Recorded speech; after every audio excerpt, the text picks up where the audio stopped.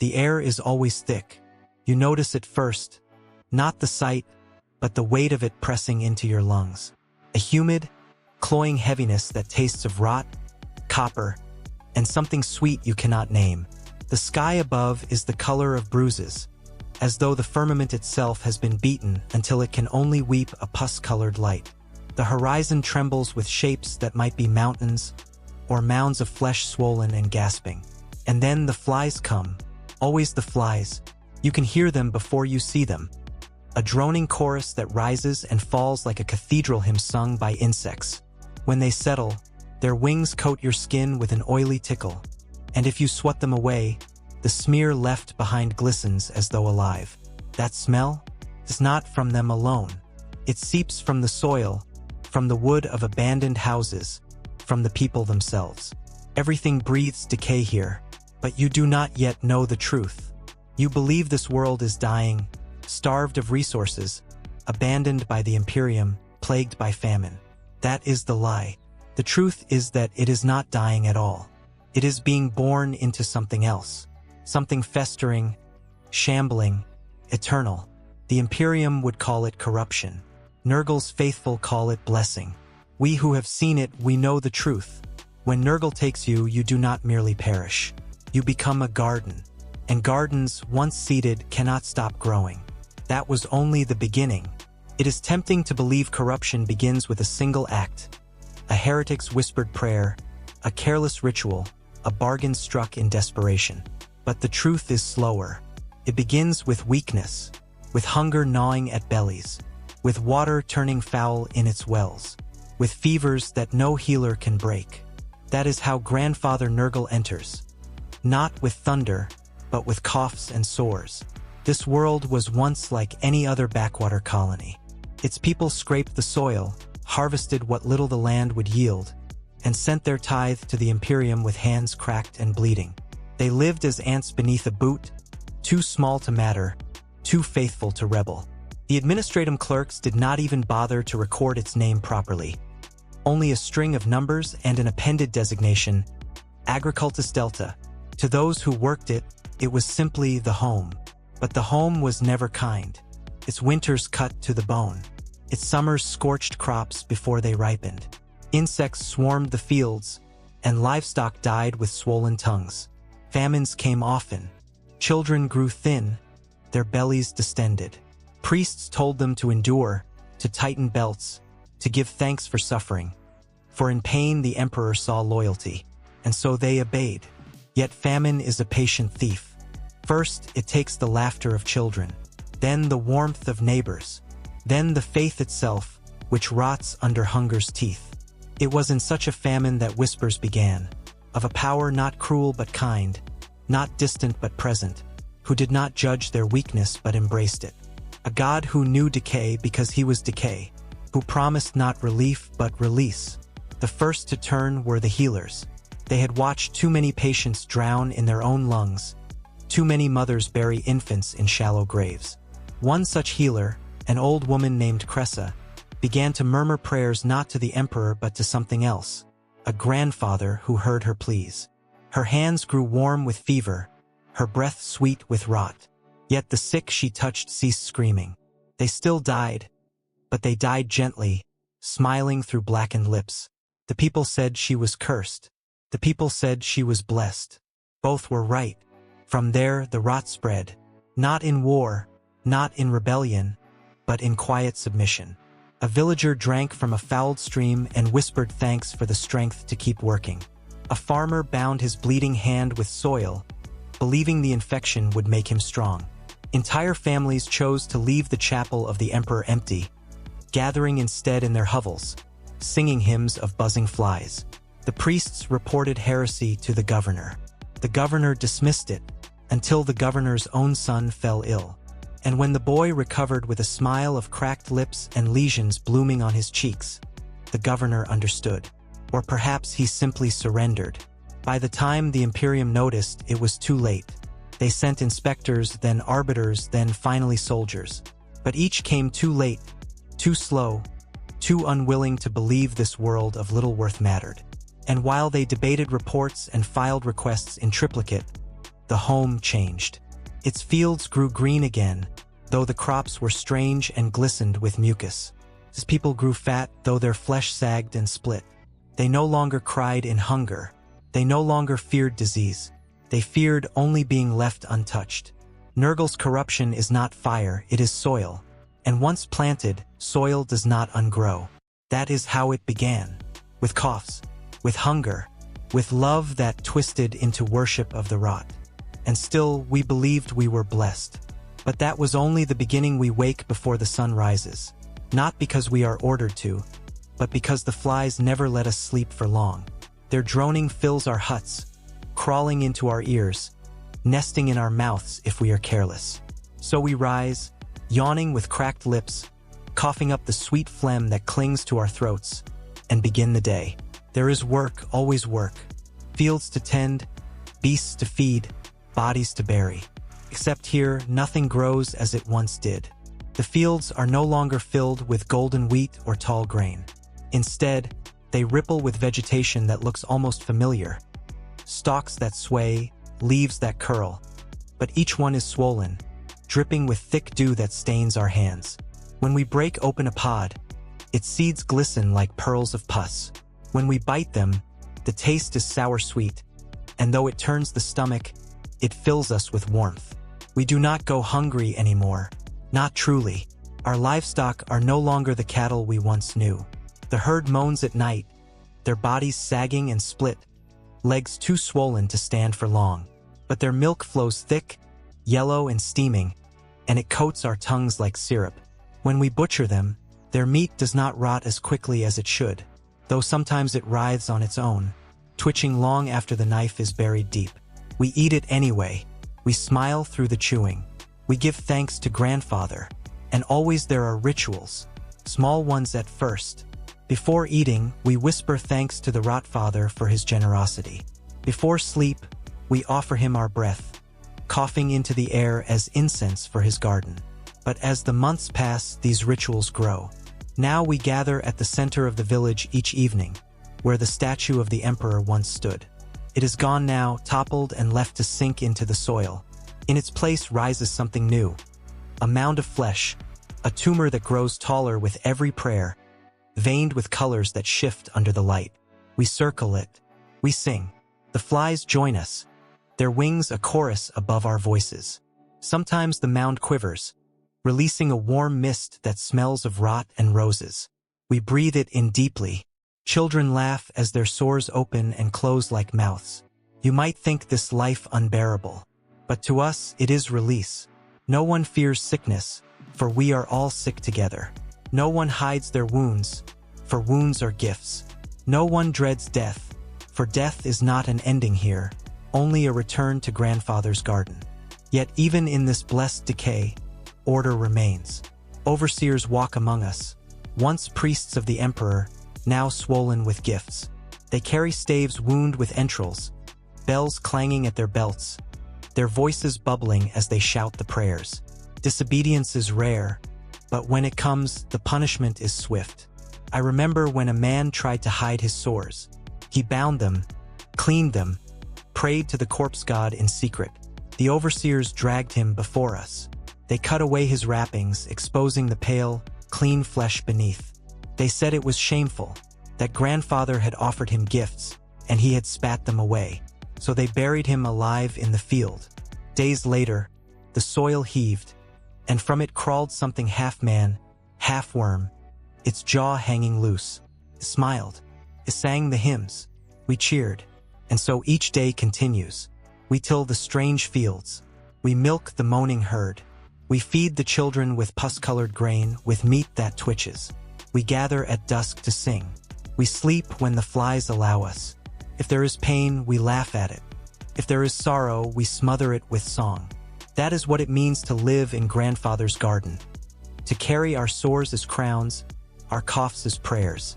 And if sometimes, late at night, we remember the taste of bread untainted, or water clear as glass, or the feel of skin without boils, we do not speak of it. Because here, memory is treason. But that was only the beginning. You would think that once corruption takes root, all chains fall away. That faith in the emperor's tyranny is shattered. and freedom blooms in the rot. But that is the cruelest of lies. For decay is not freedom. It is only another order, another system of rules, enforced with smiles and sores instead of whips and guns. Here, the machinery of control does not grind metal. It grinds flesh. At the top stand the plague-blessed overseers, once priests of the imperial creed, now swollen things who stagger beneath the weight of grandfathers' gifts. Their faces are veiled with rotting cloth, their eyes blind from cataracts, yet they see more than we do. Their voices rattle with phlegm, yet their sermons drown out the buzzing of flies. They walk with staffs tipped in bones, wrapped in chains of bells that never cease ringing. Their power is absolute. Each morning, they summon us to the square, where the mound of flesh grows taller each day. They demand confessions. Who dreamed of clean air, who longed for food untouched by rot, who whispered the emperor's name in the night. Those accused stand trembling, not because they fear death, but because they fear being found unworthy of Nurgle's love. Punishment here is not exile, it is transformation. The overseers make examples of doubters.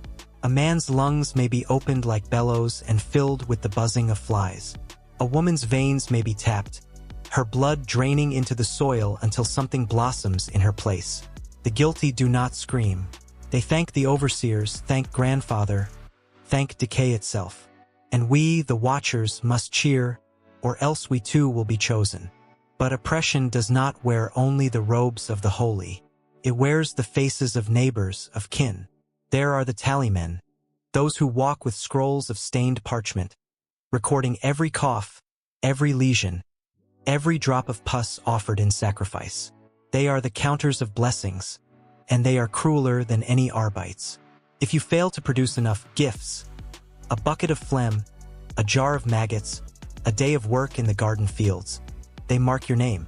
And when the list is read at dusk, those names are taken. Where? None return to tell. There are the bell ringers, children chosen young. Their throats split so they cannot speak, only choke and gurgle as they drag chains of rusted bells through the streets. Their task is to remind us, decay never sleeps. Their sound is constant, a clang that echoes through huts and fields, a rhythm you cannot escape. Sleep too deeply, and a bell will ring above your bed. Work too slowly, and its clang will cut through your silence. And then there are the blessed guard. They are no longer quite human. Their armor hangs loose on their swollen frames, rust-eaten and dripping. Their weapons are little more than corroded blades, cracked rifles patched with mucus and twine. Yet they are feared more than the Adeptus Arbites ever were. For when they cut, wounds do not heal.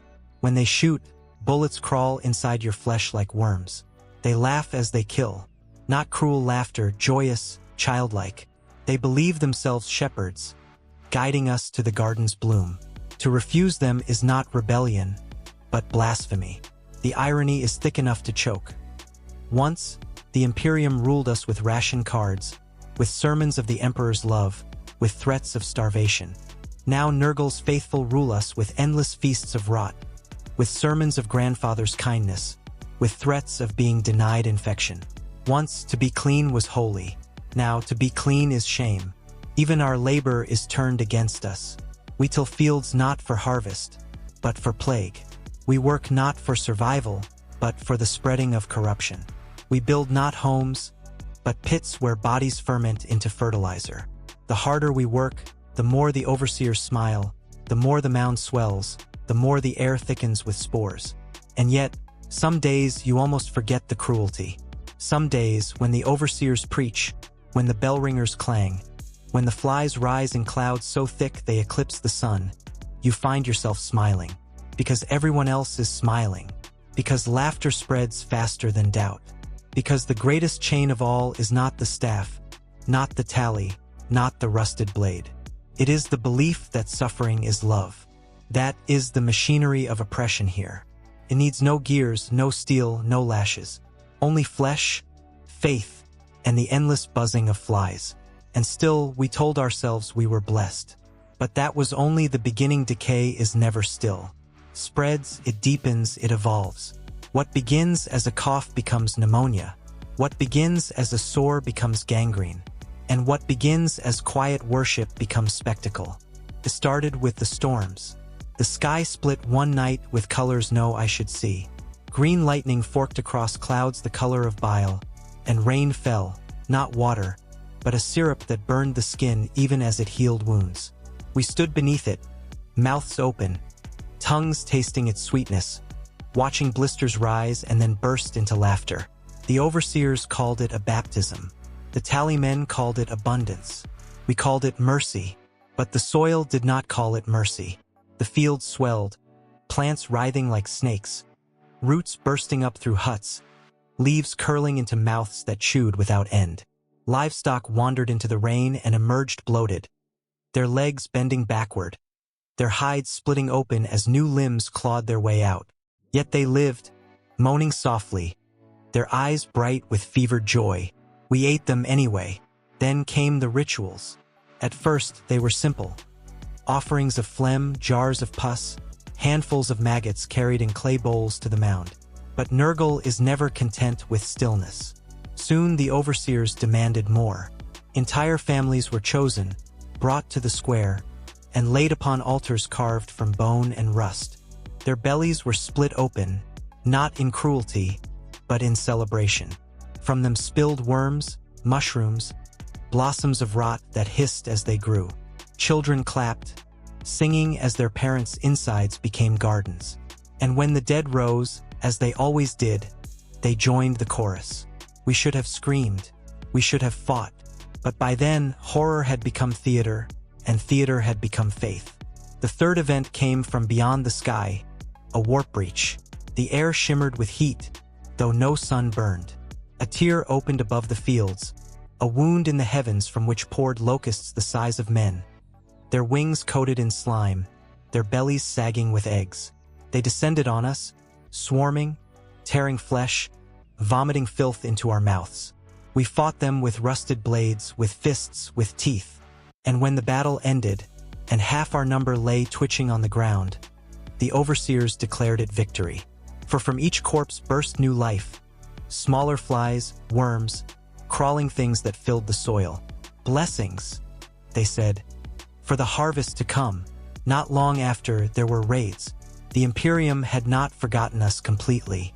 A patrol ship fell from orbit, disgorging guardsmen in steel-gray armor, their banners still bright with the Aquila.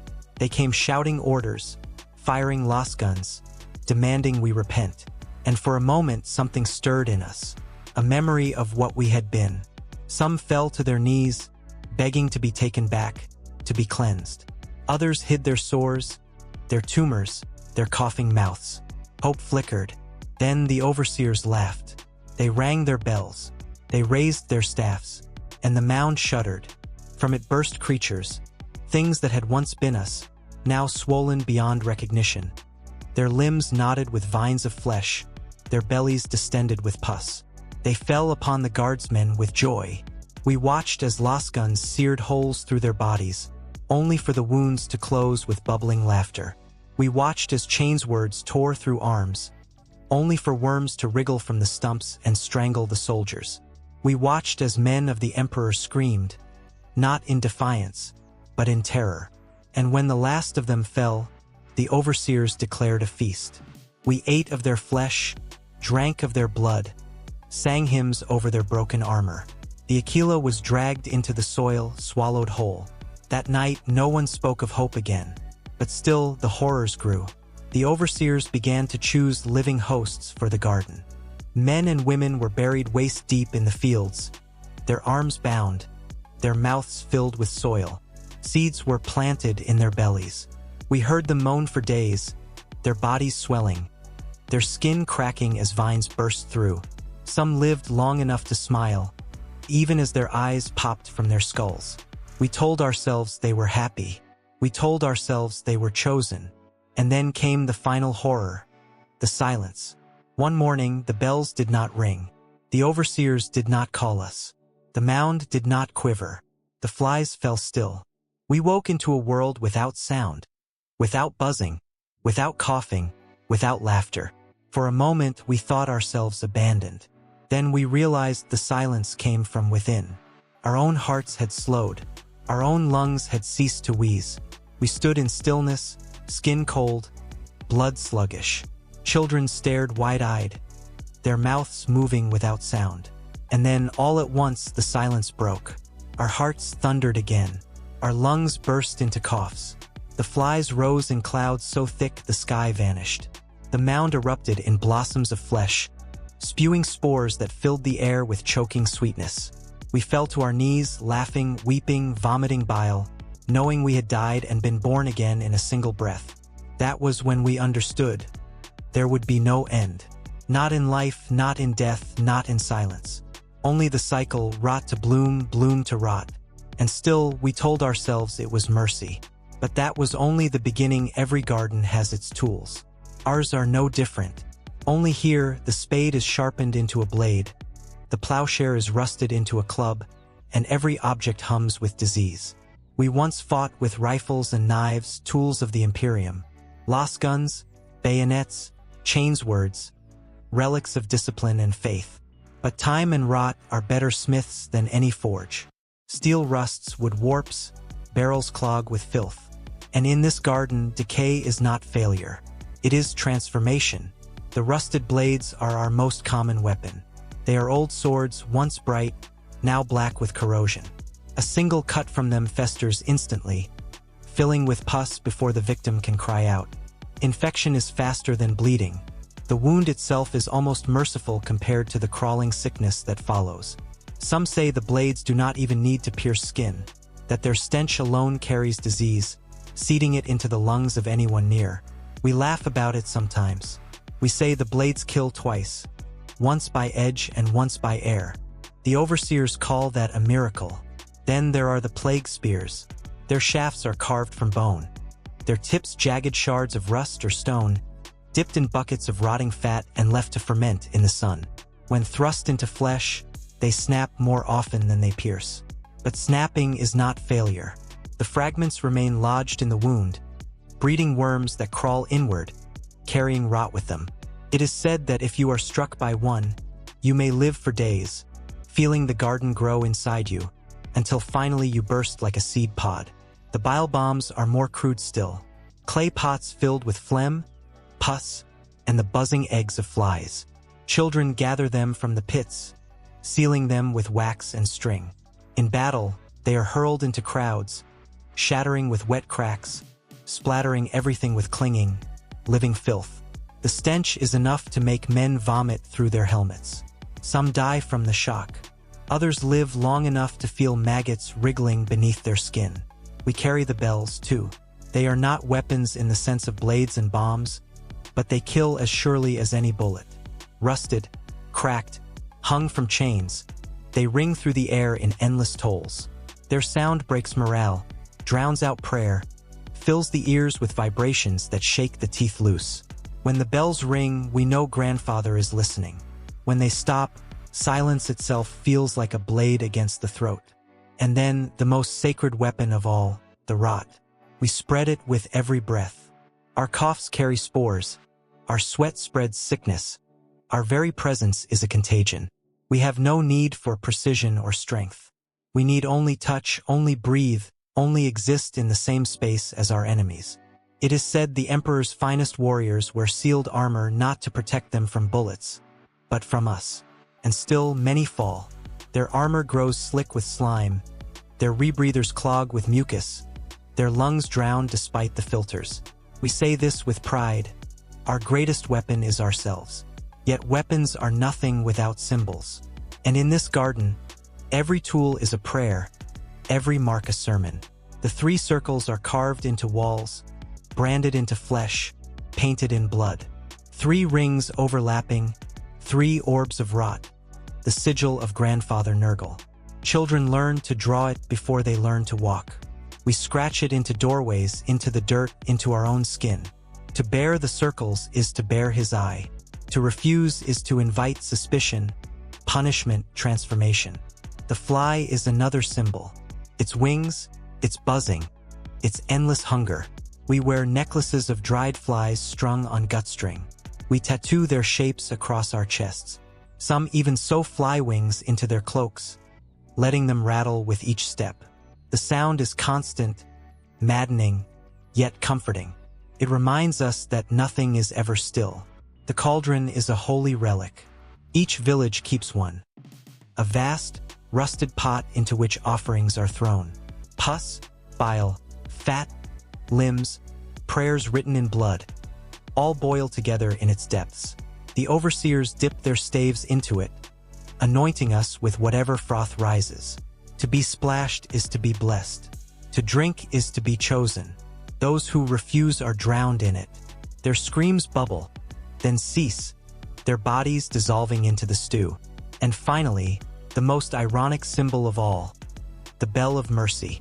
Once, in the old Imperium days, the bell rang to call us to worship the Emperor. It was bright, pure, a note of faith. Now it is rusted, cracked, its sound hollow and diseased. Yet we ring it still, louder than ever. For here, its toll does not summon the Emperor's light. It summons grandfather's shadow. We laugh when it rings. Some weep, but none ignore it. There is a cruel humor in all of this. Once, the Imperium demanded that we fight for survival, wielding clean steel, praying for strength. Now, Nurgle demands that we fight for decay, wielding filth, praying for weakness. Once, to bleed was failure. Now, to bleed is offering. Once, the sight of a maggot in meat made us gag. Now, it makes us smile. Everything is reversed. Everything is ironic. And yet, when you carry a rusted blade dripping with slime, when you hurl a bile bomb and watch enemies choke on maggots, when you ring a bell and see men fall to their knees, you feel something you never felt in the Emperor's service. You feel powerful, not because you are strong, but because you are weak, and weakness itself has become a weapon. That is the cruel brilliance of Nurgle's garden. The more we decay, the sharper we become. The closer we are to death, the more death we can bring. Our sores are shields, our coughs are bullets. The invasion had become more than slaughter. It had become ritual, a dark communion between predator and prey. Every tyrannid acted not as an individual, but as a single breath within a monstrous organism. The scything talons of the Hormagaunts, the shadowed wings of the gargoyles, the crushing power of the carnifex. All were chords in one hateful symphony. The hive mind conducted. The planet obeyed. But then, for a moment, the swarm ceased. The battlefield, once shrieking with endless hunger, fell into silence. The defenders thought it was mercy. Some whispered the Emperor's hand had turned the tide. But veterans knew better. Silence meant only one thing. The hive mind was listening. It was tasting.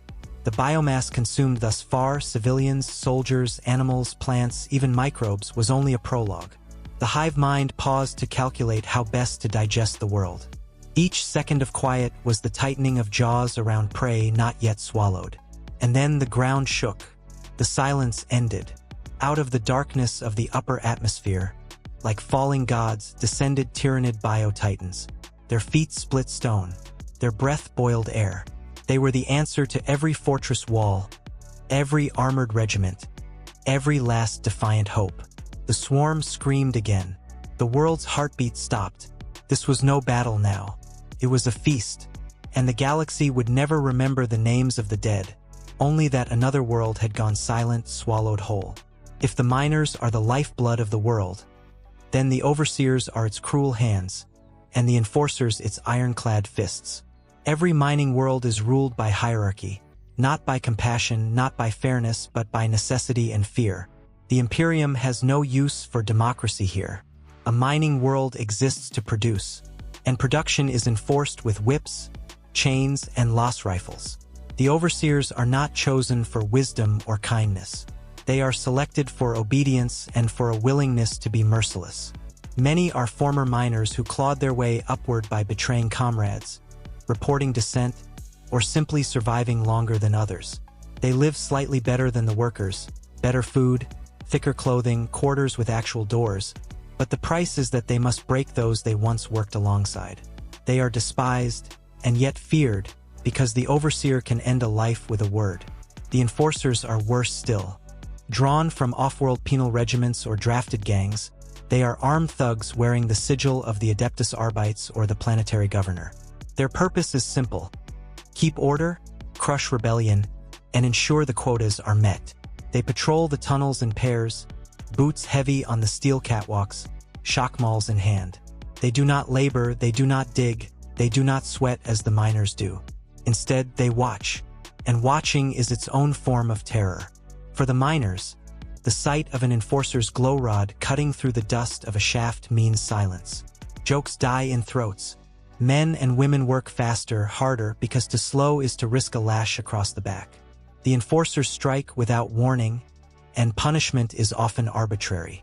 Perhaps a miner falters on a rung. Perhaps a lamp goes dim. Perhaps a voice rises in prayer too loudly. These are enough reasons for blood to be spilled. And yet the miners endure. They whisper to each other that enforcers rarely last long, that the air takes them, or that a rockfall waits for them in the dark. Some say the tunnels themselves rebel against cruelty, that the machine spirits beneath the earth remember who bleeds honestly and who does not. Whether true or not, it gives the miners a thin thread of hope. But the truth is crueler. The overseers and enforcers endure because the Imperium wills it. Every mining world knows that to rise against them is to call down not just punishment, but extermination. The Arbites are only the first step. After them comes the Guard. And after the Guard, should a rebellion still burn, comes Exterminatus. On a mining world, the whip cracks louder than prayer, and the lost gun speaks clearer than hope. The people learn that obedience is survival, and that survival is the only reward the Imperium grants its children. Life on a mining world is defined by one truth: duty outweighs breath. The workers know it, the overseers enforce it, and the administratum records it in endless ledgers that stretch across stars. Every child born into the shadow of the shafts is taught their first catechism. You are dust, but your labor builds the Imperium's throne. There are no retirement years, no easy harvests, no warm cottages beyond the hills. The mine is the only inheritance, the only destiny. Sons inherit their father's shift, daughters their mother's tally mark in the overseer's slate. Families are bound not by blood, but by chains of obligation hammered into their backs before they can walk. The priests preach that duty is salvation, that to labor is to pray. They swing censers of oily smoke through the tunnels, chanting hymns that echo off the jagged stone walls. The miners kneel, not from piety, but from exhaustion. Yet somewhere, deep inside, most believe, or at least cling to the hope, that every stone chipped away is another mark in the Emperor's ledger, another step toward absolution. But duty does not forgive. Duty does not release. When a man grows too weak to swing a pick, he is not given rest. He is sent to lighter tasks: sorting rock, pushing carts, working in the refineries where fumes eat away at lungs until even breathing feels like swallowing ash. And when even that fails, when the body collapses and cannot rise again, the duty of burial falls to one's kin. The mine takes the body as it took the life, and still the cycle endures.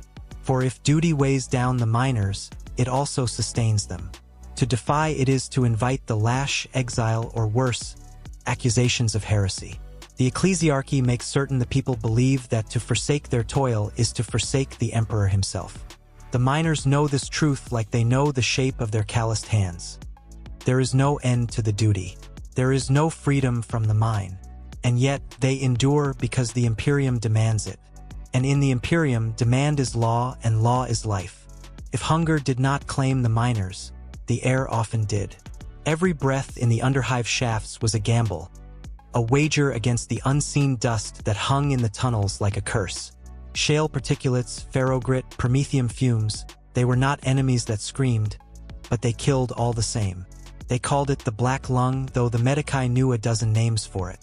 Miners coughed themselves raw, spat black phlegm, then wasted to skeletons while still swinging their picks.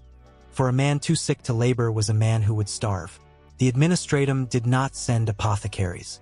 It sent quotas. So the mine itself became the doctor and the tomb. The shafts doubled as graves. When a worker collapsed and no strength remained to carry him out, he was simply left where he fell. The next load of stone covered him, sealing him into the rock he had died trying to extract. And in time, the walls of the mine became a vast ossuary. bones packed so tightly into the seams that the miners joked the emperor had mixed marrow into the ore itself. The truth was bitterer.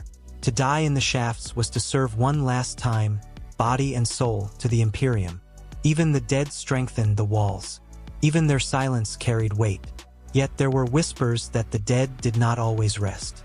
In the thin dark where lanterns flickered, some miners swore they heard coughing in abandoned shafts, or saw the shadows of gaunt men picking at the walls with hands that no longer bled.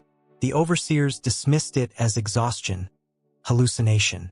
But the miners knew the mine never let go. Once it had claimed you, it kept you. And still they worked, for the black lung was slow and hunger was quick. Better to breathe poison a little longer than to let your children starve tonight. Such is the balance of life upon a mining world. The lungs pay in dust, the bones in silence, the blood in steady rhythm. The only coin the emperor accepts from such places is flesh. The hive had become a maze of corpses. Hallways where miners once trudged to work now became trenches of rotting bodies, barricades of the fallen, and feeding troughs for the alien swarm. The air was no longer breathable. It was thick with spores, thick with the copper stench of human blood and the bitter tang of chemical propellant. What was once a city of millions had dwindled to silence, punctuated only by the chitter of the tyrannid swarm. Even in death, the biomass of the fallen was not wasted. The ground was carpeted in pulsating, organic sludge, bones reduced to calcium paste, skin stripped into nutrient jelly. The walls of Manufactoria were cocooned in living tissue, pipes now carrying not water but digestive fluids for the hive mind's work. The last defenders, those not yet consumed, retreated to the sublevels. 1,000 meters below, in the choking tunnels, they prayed the Xenos would pass them over. Some had gone mad, painting imperial prayers on the walls with their own blood. Others loaded their last shells, waiting for the moment the shadows came to take them. It was then that the tyrannid synapse creatures descended. No longer were they content with blind, feral instinct. Now the swarm moved with purpose, with intelligence. Hive tyrants, their eyes glowing like suns of hatred, directed the beasts with a thought. Genestealers slithered through the darkness like knives made flesh, their claws dripping gore, their hiss echoing like a serpent in the pit. The defenders had thought the tyrannids terrifying before. Now they learned the truth. What they had faced was but the opening act. The swarm was evolving. Spore chimneys rose from the streets like obscene monuments, vomiting clouds of alien ash into the sky. Gargoyles wheeled above, blotting out the heavens, their shrieks drowning out the thunder of gunfire.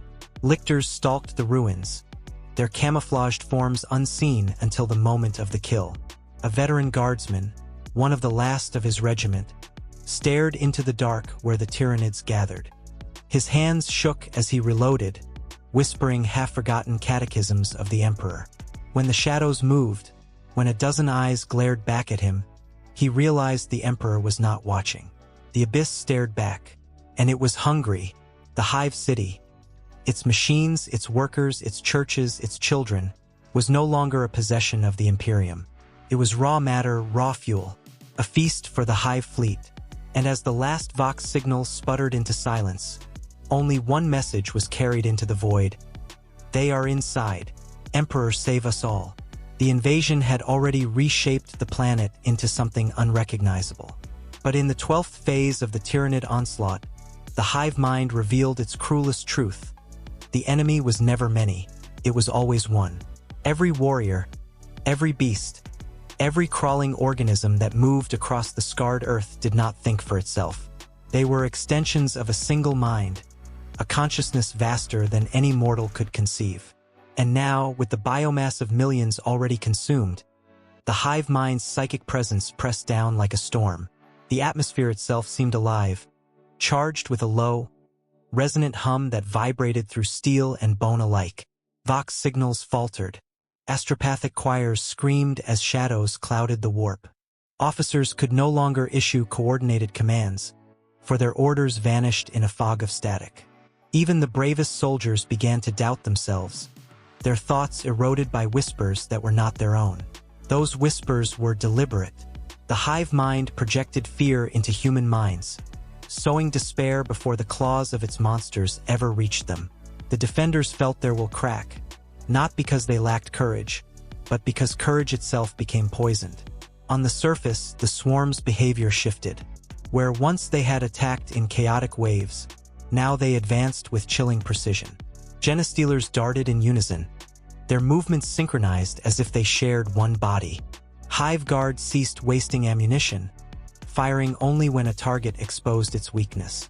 Even the massive carnifexes, usually engines of unthinking rage, lumbered forward with a patient, measured step. This was the true horror of the invasion, the realization that the Tyranids were not a horde, but an organism. And the planet, in this stage, was no longer a battlefield. It was prey that had already been digested in the hive mind's imagination. Some imperial scribes would later write that this phase was worse than the slaughter itself. For slaughter was simple, clean in its brutality. But this psychic suffocation was like drowning slowly while still drawing breath. The people of the world were not only conquered, they were made to believe that resistance was meaningless. The hive mind was not content with killing the body, killed hope first.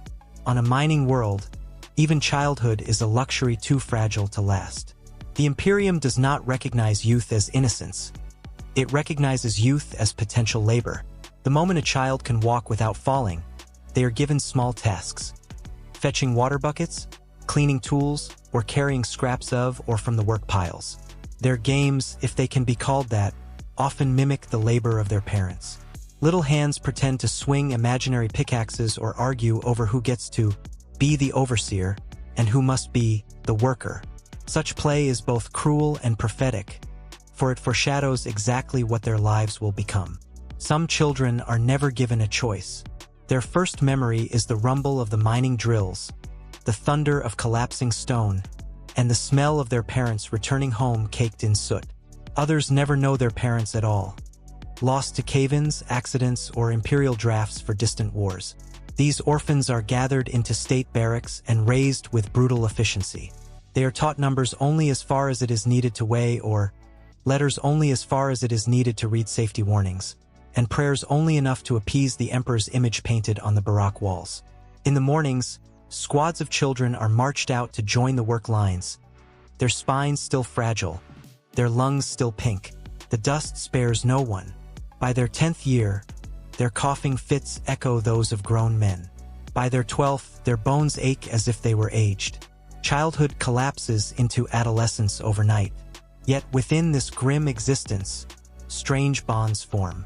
The children cling to one another like fractured stones pressed into a wall. Friendships are fierce, often sealed in whispered promises to escape the mine someday. Though escape is a dream more fragile than glass.